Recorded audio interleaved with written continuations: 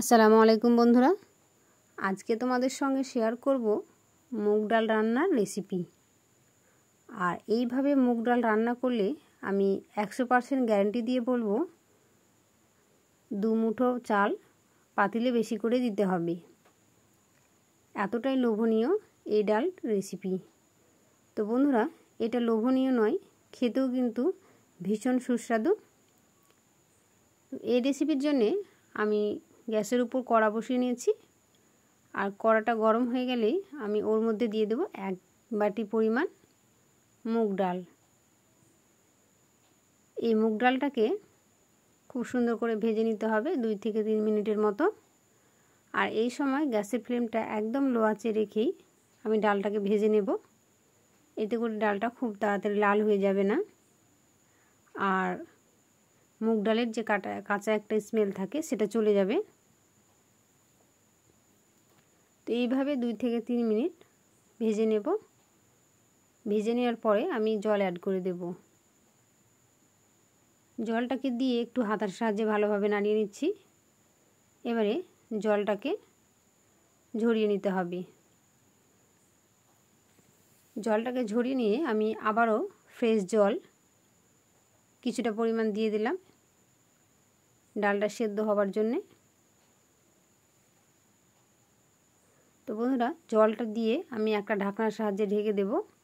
আর এবারে গ্যাসের ফ্লেমটা হাই আঁচে রেখে কিছুক্ষণ জাল করে নেব। তো দেখতেই পাচ্ছেন ডালটা অনেকটাই ফুটে উঠেছে। এই পর্যায়ে একটা হাতার সাহায্যে যে ফেনটা উপরে ভেসে আসছে সেটা তুলে নেব। এইভাবে সমস্ত ফেনকে তুলে নেওয়ার পরে আমি অ্যাড করে দেব কিছু গাজর কুচি আর কিছু শসা কুচি।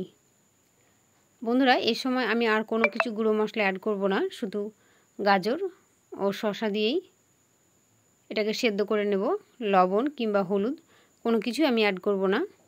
এবারে ঢাকনা দিয়ে হাই ফ্লেমে 5 মিনিটের মতো রান্না করে নেব। তো 5 মিনিট হয়ে গেছে, দেখতেই পাচ্ছেন ডালটা প্রায় সিদ্ধ হয়ে গেছে। গাজর কুচিটাও সিদ্ধ হয়ে গেছে, আমি আপনাদের দেখাচ্ছি। তো সমস্ত কিছু এভাবে সিদ্ধ হয়ে গেলে আমি এটাকে একটু ভালো মতো নাড়িয়ে চাড়িয়ে একটা গোল চামচের সাহায্যে বা হাতার সাহায্যে একটু ঘুটে নেব। বন্ধুরা, চাইলে আপনারা এখানে ম্যাশার দিয়ে কিংবা ডাল ঘুটনি দিয়েও ঘুটে দিতে পারেন। এইভাবে আমি গোল হাতার সাহায্যে একটু ভালো করে ডলে নিচ্ছি। যেহেতু ডালটা প্রায় অনেকটাই সেদ্ধ হয়ে গেছে, এভাবে একটু ঘুটে নিলে খুব সুন্দরভাবে একটা আঠালো ভাব চলে আসবে। তো দেখতেই পাচ্ছেন ডালের ঘনত্বটা ঠিক এইরকম হবে। আর এর থেকে যদি পাতলা ডাল খেতে চান তাহলে একটু জল অ্যাড করে দেবেন, কোনো সমস্যা নেই। এবারে ডালটাকে একটা পাত্রের মধ্যে তুলে নেব। আর কড়াটাকে খুব সুন্দর করে ধুয়ে নিয়েছি। ওর মধ্যে দিয়ে দেব 1 টেবিল চামচ পরিমাণ সর্ষের তেল। তেলটাকে একটু চারিদিকে ছাড়িয়ে নিচ্ছি। এবারে আমি অ্যাড করে দেব একটা টমেটো। তো দেখতেই পাচ্ছেন টমেটোটা কেটে প্রায় আমি 4 থেকে 5 টুকরো করে নিয়েছি। একটু বড় বড় সাইজের করে রেখে দিয়েছি। আর এভাবেই টমেটোটাকে ভেজে নিতে হবে। বন্ধুরা, এই সময় আমি কিন্তু লবণ হলুদ কোনো কিছু অ্যাড করিনি, জাস্ট টমেটোটাকে একটু ভেজে নিচ্ছি তেলের মধ্যেই। তো টমেটোটা ভাজানো হয়ে গেছে। এবারে সমস্ত টমেটোকে আমি তুলে নেব। ওই কড়াইয়ের মধ্যে আরও 2 টেবিল চামচ পরিমাণ তেল অ্যাড করে দেব। বন্ধুরা, এখানে রান্নাটা কিন্তু অবশ্যই সরষের তেল দিয়ে করবেন, এতে করে খাবারের স্বাদটা কিন্তু খুব ভালো আসে। এবারে আমি অ্যাড করে দেব 2টো শুকনো লঙ্কা, 3টে কাঁচা লঙ্কা। আমি এখানে লঙ্কার পরিমাণটা আর বেশি বাড়াবো না, নইলে ঝাল হয়ে যাবে। আর এই ডাল কিন্তু ঝাল ঝাল খেতে ভালো লাগবে না। এবারে অ্যাড করে দেব 1 টেবিল চামচ পরিমাণ কাঁচা জিরে। জিরে আর লঙ্কাটাকে খুব ভালো করে নাড়িয়ে চাড়িয়ে একটু লাল করে ভেজে নেব।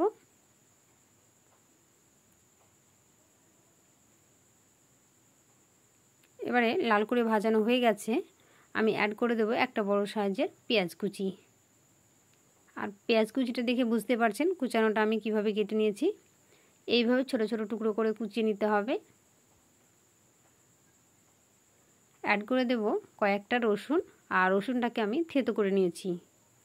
থেতো করে রসুন ব্যবহার করলে এর ফ্লেভারটা কিন্তু খুব সুন্দর আসে। অবশ্যই রসুনগুলোকে এভাবে থেতো করে নেবেন। এবারে অ্যাড করে দেব 1 টেবিল চামচ পরিমাণ আদা বাটা। আদা বাটাটাকে দিয়ে একটু ভালোভাবে নাড়িয়ে চাড়িয়ে নিচ্ছি, এতে করে আদার যে কাঁচা গন্ধটা থাকে সেটা চলে যাবে। তো দেখতেই পাচ্ছেন খুব সুন্দরভাবে ভাজানো হয়ে গেছে। এবারে আমি একটু জল অ্যাড করে দিলাম।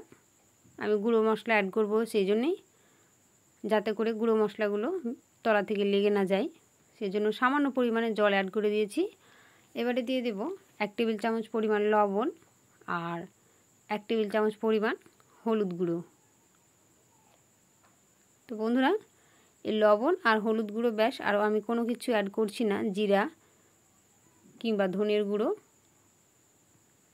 এবারে যে ভেজে রেখেছিলাম টমেটোটা, সেটাকে দিয়ে একটু ভালো মতো কষিয়ে নিচ্ছি।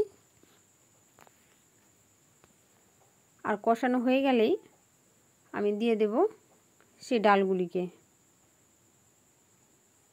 তো ডালের মিশ্রণটাকে দিয়ে খুব ভালো মতো করে নাড়িয়ে চাড়িয়ে নিচ্ছি। আর দেখতে পাচ্ছেন ডালের মধ্যে কালারটা খুব সুন্দর একটা কালার চলে এসেছে। তো বন্ধুরা, এই ডালটা যেমন দেখতে লোভনীয়, খেতেও কিন্তু ভীষণ সুস্বাদু। একবার হলেও অবশ্যই বাসায় ট্রাই করবেন। এটা খেতে কিন্তু ভীষণ মজার হয়। বাসার ছোট থেকে বড় সবাই চেটেপুটে খাবে, এতটাই লোভনীয় হয়েছে এই ডাল রেসিপি। তো বন্ধুরা, আমার এই ডাল রেসিপি যদি আপনাদের একটু ভালো লেগে থাকে তাহলে অবশ্যই লাইক, শেয়ার, সাবস্ক্রাইব করে দেবেন। আর ফেসবুক পেজ থেকে দেখলে পেজটাকে ফলো করে দেবেন। এবারে উপর থেকে দিয়ে দেবো কিছু ধনেপাতা কুচি। আর ধনেপাতা কুচিটা দেওয়ার পর এর ফ্লেভারটা কিন্তু খুব সুন্দর আসে। তো বন্ধুরা, এই ডাল রেসিপি কেমন হয়েছে অবশ্যই কমেন্টে জানাবেন, কারণ আপনাদের এক একটা কমেন্ট আমাকে অন্যান্য ভিডিও বানাতে উৎসাহিত করে। আর একবার হলেও অবশ্যই এভাবে বাসায় ট্রাই করবেন, এটাই অনুরোধ রইল।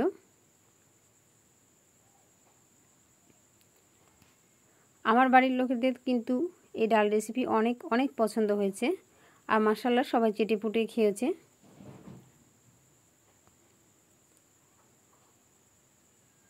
তো বন্ধুরা, দেখতেই পাচ্ছেন ডালটা কত সুন্দর লোভনীয় হয়েছে। আর এটা হেলদিও বটে, যেহেতু গাজর শসা কুচি দেওয়া আছে। আজকের মতো রেসিপি এখানে শেষ করব। আবারও নিত্য নতুন রেসিপি নিয়ে আপনাদের সামনে হাজির হব ইনশাআল্লাহ। ভালো থাকবেন, সুস্থ থাকবেন, এটাই আশা করি। আল্লাহ হাফেজ।